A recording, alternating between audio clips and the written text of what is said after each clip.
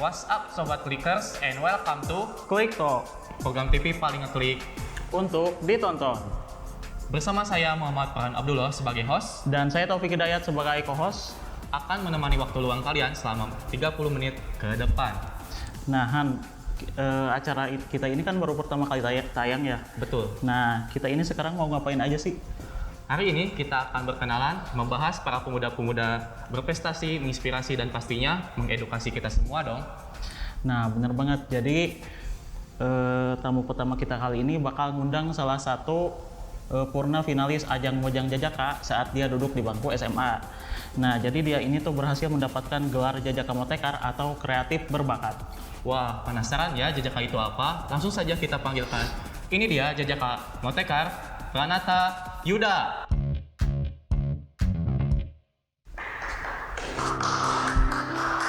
Ya silakan duduk. Duduk, silakan.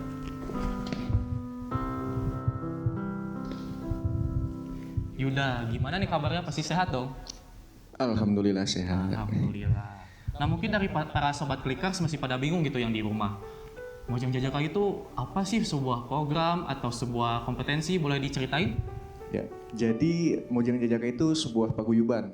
Oh, iya. Paguyuban yang berada di setiap kabupaten di Jawa Barat, di mana di situ terdapat oleh remaja-remaja pemuda yang ingin mempresentasikan atau ingin memperkenalkan lagi budaya, kuliner dan juga wisata-wisata yang ada di kotanya masing-masing gitu. Oh iya. Nah kalau boleh tahu itu sejak kapan sih tertarik buat ngikutin ajang itu gitu? Ya, jadi awalnya itu saya tahu ada pendaftaran. Pendaftaran Mojang Jajaka itu tahun 2019 pada saat saya kelas 2 SMA. Kelas 2 SMA, awalnya itu saya masih gugup untuk mengikuti ajang-ajang seperti begitu. Cuman karena dorongan dari orang tua dan juga support dari teman-teman SMA juga membuat saya motivasi untuk mengikuti paguyuban Mojang Jajaka ini gitu. Jadi terus apa aja sih tahapannya sampai bisa terpilih jadi Jajaka Motekar gitu? Persyaratannya gitu apa aja gitu? Ya, pastinya Mojang Jajaka ini banyak persyaratannya, mungkin dari harus bisa berbahasa Sunda dan juga mengenal wisata-wisata yang ada di kota atau kabupatennya masing-masing, khususnya di Kabupaten Garut, dan juga harus memperkenalkan ke luar daerahnya masing-masing gitu. Jadi harus mempelajari kota itu dulu Iya, gitu betul, ya? betul. Nah ketika sudah lulus seleksi dan menjadi Mojang Jajaka itu, tugas apa sama peran apa sih yang dilakukan selama menjabat? Mojang Jajaka itu bisa diartikan sebagai sebuah duta yang dipilih oleh pemerintah untuk melakukan dan mempresentasikan wisata-wisata yang ada di Kabupaten Garut khususnya, dan juga lebih mengembangkan yang ada di Kabupaten Garut, baik dari wisatanya, kulinernya, dan juga banyak beragam dari wisata tersebut gitu. Kurang lebih begitu sih. Terus ketika sudah lulus seleksi dan menjadi Mojang Jajaka, tugas apa aja sih yang perlu dilakukan dalam setahun ke depannya gitu? Ya, balik lagi ke yang topik yang saya bahas tadi, bahwasannya Mojang Jajaka itu diberikan tugas selama masa jabatannya, khususnya saya selama 3 tahun kemarin. Mojang Jajaka itu lebih kepada memberikan, seperti kalau misalkan ada pejabat-pejabat yang datang, kita langsung untuk mendampingi pejabat-pejabat tersebut dan juga memperkenalkan wisata-wisata yang ada di Kabupaten Garut khususnya gitu. Terus kenapa sih bisa lama gitu menjabatnya? Apa karena ada hal internal yang jadi menjabat bikin lama gitu? Iya. Jadi angkatan saya itu tahun 2019 itu 3 tahun lamanya ya, menjabatnya kurang lebih karena kan mungkin karena COVID tahun 2020 Oh iya, COVID ya. Waktu 2020. Iya, kurang lebih begitu sih. Iya. Nah terus kesulitan apa aja sih yang dilalui saat ngikutin kompetisi itu gitu? Mungkin buat saya sendiri lebih ke harus bisa fasih berbahasa Sunda. Oh, bisa, Kebetulan saya juga kan Jadi sebelumnya belum bisa bahasa Sunda gitu ya. belum terlalu fasih. Oh iya. Karena saya tuh dari Sulawesi dulu pindah ke tanah Jawa di sini khususnya Sunda dan juga harus bisa berbahasa Sunda kan di Jajaka tersebut. Ya, itu sih kesulitan saya sendiri. Tapi orang tua asli mana sih? Nah, kebetulan orang tua dari bapak sendiri dari Garut kebetulan. Iya. Tapi justru besar di Sulawesi gitu ya. Iya, kurang lebih begitu. Pindah-pindah gitu. Pindah-pindah. Kan ini karena kebetulan ini sebenarnya teman saya juga waktu SMA, sebenarnya dia ini awalnya kalau sedikit bicara gitu kayak apalagi nggak bisa bahasa Sunda ya waktu itu ya. Ya. Makanya waktu itu Jajaka Motekar itu harus ibaratkan harus segala bisa ya. Iya, bukan Jajaka Motekar saja, mungkin semua Jajaka dan juga Mojang juga harus bisa fasih berbahasa Sunda karena yang diartikan dari Mojang Jajaka itu bahwasannya kita sebagai anak muda dari Sunda harus fasih bahasa Sunda dan juga harus bisa lebih lancar lagi. Oke, nah di sini teman-teman ada sebuah cuplikan video, katanya video ini merupakan kegiatan Tahir Wanatayuda dan juga sebagai penyerahan gelar Motekar ke generasi selanjutnya. Ini dia cuplikannya.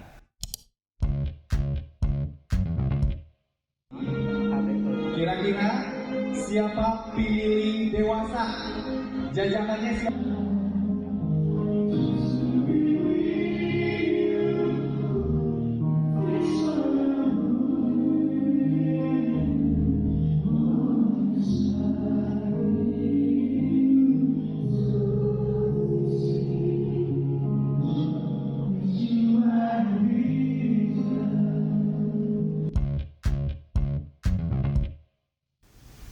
Nah, berarti Mojang Jajaka ini memang berperan penting juga ya di kotanya karena itu juga membantu mempromosikan kota itu sendiri termasuk dari segi budayanya gitu ya. Iya, betul sekali.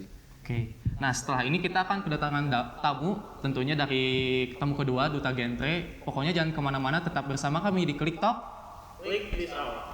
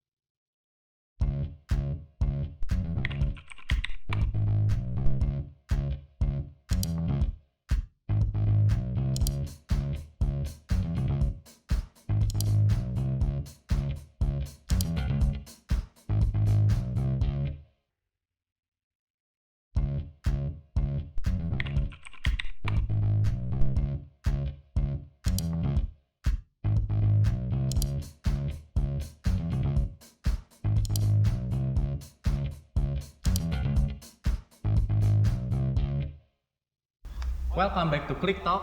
Click this out. Seperti yang disebutkan oleh saya sebelumnya, tamu kedua ini merupakan salah satu duta genre ya pada Iya, tahun benar. 2021 di Kota Bandung. Tanpa basa-basi, langsung saja kita panggilkan. Ini dia, Kang Kurniawan.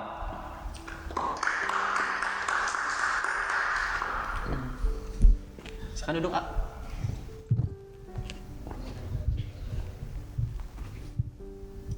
Cik. Gimana nih Kang Kurniawan? Apa kabar? Alhamdulillah baik Kang. Bagaimana Kang kabarnya? Alhamdulillah baik. Akang dipanggilnya biasanya apa? Oke baik. Biasanya orang boleh panggil saya Kurniawan atau Awan, anything yang biasanya teman-temannya nyambung gitu. Oh iya. Kang Awan gimana nih nyebutnya? Boleh ya. Boleh ya? Boleh. Oke. Nah jadi Kang sebelum nanya-nanya lebih dalam nih, sebenarnya genre sendiri itu apa sih? Apa itu sebuah program atau gerakan kah? Mungkin bisa dijelaskan lebih kepada sobat clickers di rumah. Baik, terima kasih ya Kang pertanyaannya. Nah mungkin yang perlu sobat clicker ketahui, genre itu sebuah kepanjangan ya, dan dibacanya bukan genre tapi genre, yaitu generasi berencana. Kalau genre mah musik ya Kang ya, bisa genrenya rock, dangdut. Genre, jadi generasi berencana. Generasi berencana ini merupakan program dari BKKBN Indonesia, BKKBN Pusat untuk generasi muda, khususnya remaja, merencanakan kehidupannya untuk ke depan, kehidupan berkeluarga. Namun tidak hanya itu, di sini juga kita belajar mengenai soft skill, kemudian bagaimana mempersiapkan diri untuk kedepannya, berbicara tentang kesehatan reproduksi, kenakalan remaja, dan seperti itu sih Kang. Oh iya, oke. Terus akan apa sih sama peran tanggung jawab yang dilakukan genre dalam program tersebut, sama kenapa Kang bisa benar-benar tertarik dalam program ini? Baik, untuk peran dan tanggung jawabnya sendiri Kang, untuk genre tentu saja karena ini juga merupakan program BKKBN, kita juga berperan untuk mensosialisasikan kepada para remaja khususnya dan lingkungan di sekitar kita bagaimana kita mempersiapkan diri untuk berkeluarga ke depannya, kemudian juga mengenai kesehatan reproduksi, kemudian juga tadi isu-isu kenakalan remaja. Pokoknya intinya mensosialisasikan dulu deh ke masyarakat khususnya remaja, bagaimana sih menjadi remaja yang baik atau remaja yang tanda kutip ideal. Iya. Itu sih Kang. Itu tuh biasanya sosialisasinya gimana dan kemana aja gitu? Sosialisasinya pertama, tadi ya ada kelupaan kenapa tertarik. Kenapa tertarik dengan program ini? Terutama yang pertama karena saya juga merupakan remaja ya, kita juga merupakan remaja yang masanya juga lagi bergejolak, kemudian masa-masa mencari hal baru, labil gitu ya. Masa-masa labil juga. Nah, perlu kita ketahui juga kita perlu belajar bagaimana cara mengendalikan diri. Kemudian kepada siapa? Kemudian genre ini mensosialisasikannya tadi kepada remaja, di mana di lingkungan sekolah, kampus maupun lingkungan sekitar kecamatan, bahkan ke lingkungan-lingkungan yang bisa berdampak secara luas, karena kan sekarang ada media sosial Kang ya. Kita bisa mensosialisasikannya lewat medsos juga. Jadi lebih gampang juga gitu ya Kang. Betul, tapi tujuan utamanya itu ke remaja-remaja sekitarnya. Oh gitu. Oke. Terus Kang, apa sih yang bikin Akang paling menarik gitu dalam Kang Kurniawan sama bekerja generasi muda, yang bikin Akang ini menginspirasi untuk generasi muda? Baik, hal-hal menarik mungkin ketika kita mensosialisasikan terkait genre kepada masyarakat, tentunya karena di kita ada bahasan-bahasan mengenai apa itu reproduksi, kesehatan reproduksi, kenakalan remaja, alat kontrasepsi dan lain sebagainya, tentunya hal itu kan menjadi masih tanda kutip masih tabu ya di masyarakat. Itu menjadi hal unik bagi saya sendiri dan tantangan tentunya bagaimana mensosialisasikan yang awalnya tabu menjadi dikenal masyarakat dan bisa dipahami. Jadi bagaimana caranya supaya bisa diterima gitu ya Kang, hal yang masih tabu begitu. Betul, bagaimana cara kita bagaimana sih mengedukasi seperti itu ya? Iya betul, bagaimana diterima di masyarakat tuh pendekatannya juga harus disesuaikan kayak gitu sih. Terus Kang, gimana sih genre berkolaborasi dengan pemerintah, sekolah dan masyarakat buat meningkatkan pemahaman remaja tentang perencanaan keluarga ini? Baik, bagaimana cara genre berkolaborasi? Tentunya seperti yang tadi Moka juga kan sama, Moka juga di bawah kedinasan. Kebetulan kita juga di bawah BKKBN, jadi tentunya kita berkolaborasi tentunya dengan pemerintah, dengan DPPKB Kota Bandung khususnya, kemudian juga dengan sekolah-sekolah, dengan masyarakat melalui kepanjangan kita gitu, yaitu melalui PIKR atau Pusat Informasi Konseling Remaja. Kalau di universitas biasanya PIKMA namanya, Pusat Informasi dan Konseling Mahasiswa. Nah, caranya yaitu dengan melakukan pendekatan-pendekatan. Kalau kita di genre ada namanya modul yang akan kita sampaikan ke audiens. Di situ juga dijelaskan bagaimana cara menyampaikan, pendekatan-pendekatan apa yang diperlukan. Modulnya juga ada beberapa tingkatan, namanya modul tentang kita. Gitu. Oke. Terus menurut Akang apa sih yang bikin Akang ini genre ini berbeda sama program yang lain gitu? Baik, bagaimana genre ini berbeda? Tentunya karena kita juga berkaitan langsung dengan remaja, kemudian juga kita bedanya spesifik di pembahasan keluarga berencana, dan pendekatan yang kita lakukan adalah pendekatan sebagai remaja, bukan formal banget. Jadi kita happy, santai gitu ya. Santai, happy, pendekatan dengan cara bermain dan sebagainya. Kayak gitu sih, Kang. Metodenya seperti itu ya yang biasa digunakan. Betul, metodenya santai dan tertuang di modul tentang kita itu. Terus Kang, ada gak sih pengalaman inspiratif gitu atau cerita menarik dari para remaja yang telah terlibat dari program genre ini sendiri? Baik. Tahan dulu bentar. Tapi menarik ya pertanyaannya, tapi kita tahan dulu. Pokoknya ditahan jangan dulu. kemana-mana. Tetap bersama kami di Klik Talk. Klik this out.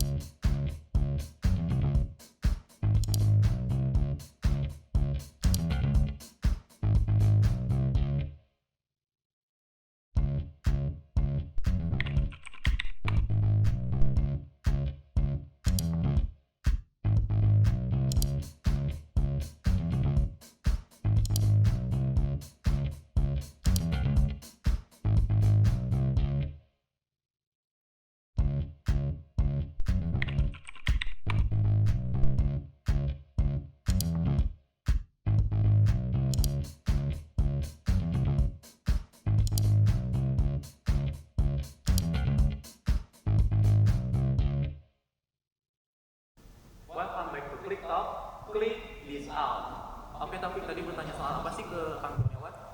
Nah, jadi kan tadi saya bertanya, ada gak sih cerita sukses atau pengalaman inspiratif dari para remaja yang telah terlibat program genre gitu? Mungkin salah satu ceritanya bisa di-sharing?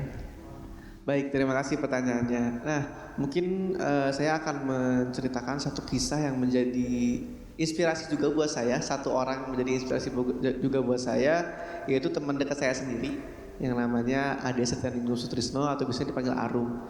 Dia merupakan duta genre Sulawesi Utara tahun 2018 atau 17, saya sedikit lupa. Dia juga merupakan seorang aktivis beasiswa dan lingkungan, kemudian pendidikan. Dia juga memiliki berbagai prestasi, penerima beasiswa unggulan, kemudian dia juga menjadi juara 1 duta maritim nasional. Dan dia juga merupakan orang yang menginspirasi saya untuk bisa terus berkembang dan mengembangkan diri kayak gitu sih. Jadi beliau orang yang memotivasi Akang juga gitu ya? Iya, orang yang memotivasi saya adalah teman dekat saya sendiri kayak gitu. Oke, mungkin dari Akang sendiri ada pesan atau yang ingin disampaikan sama untuk para pemuda generasi selanjutnya gitu? Oke, untuk generasi muda khususnya generasi kita nih, tetaplah berjuang, berkembang, kemudian kendalikan diri juga, kendalikan emosi. Mungkin kita tahu, kita paham juga bahwasannya generasi kita adalah generasi yang meledak-meledak untuk mencari jati diri, tapi jangan lupa untuk kendalikan diri gitu Kang, biar tidak bablas. Jangan lupa kendalikan diri gitu ya? Iya, harus direm pelan-pelan Pak Sopir katanya. Pelan-pelan Sopir. Gitu. Oke, baik Sobat Klikers, terima kasih telah setia bersama kami. Terima kasih juga ke Akang Kurniawan sudah hadir Sama-sama, terima kasih acara kami. Terima kasih Klik. Terima kasih juga kepada Pranata Yuda yang tadi sudah hadir. Kita beserta kru pamit undur diri, sampai ketemu lagi di obrolan menarik selanjutnya. Dan inilah dia persembahan dari Pranata Yuda.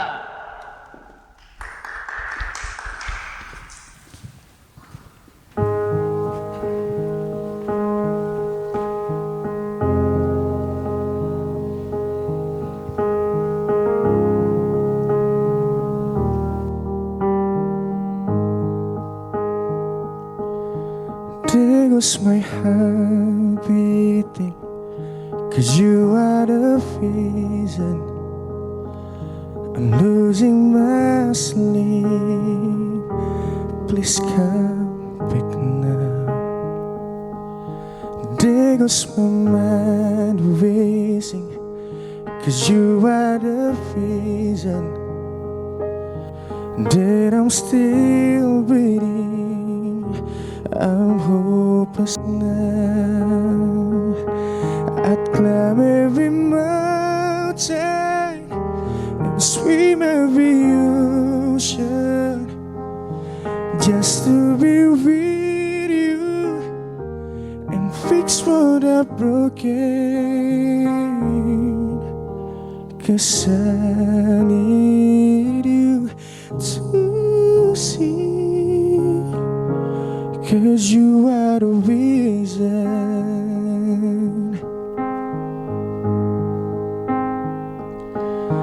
There goes my hand shaking, 'cause you are the reason. My heart keeps bleeding, and I need you now. If I could turn back the clock, I'd make sure the line feet in the dark. Spend every hour of every day keeping you safe.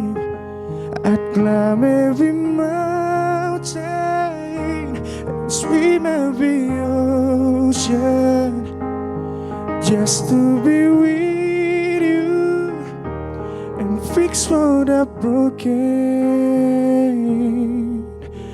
'Cause I need you to see. 'Cause you are the reason.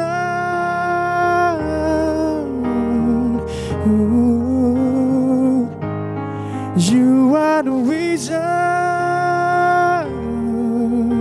Ooh. I need you to hold me again.